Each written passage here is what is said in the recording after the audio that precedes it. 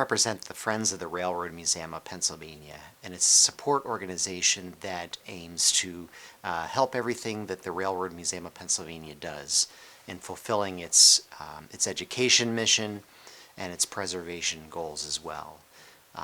We are a nonprofit that's aimed at helping the Railroad Museum of Pennsylvania preserve a very important heritage of railroading in the Commonwealth of Pennsylvania.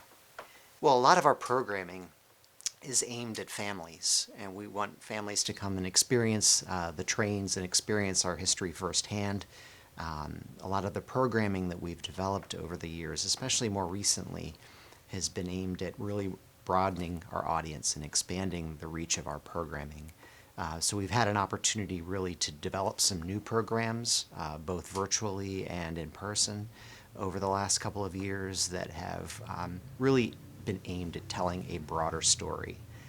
Everybody has some kind of a connection to railroads and railroad history, whether they traveled by train, whether they know somebody, maybe a family member who worked on a railroad or worked for a railroad related industry.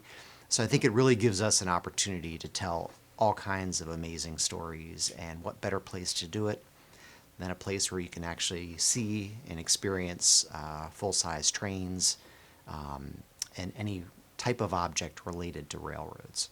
So speaking of how we would use those funds and how they would benefit the community, a lot of the programming that we do is relatively new in the sense that we're trying to really reach out to new audiences. So we have our new Sensory Friendly Hours program that we've been doing twice a month.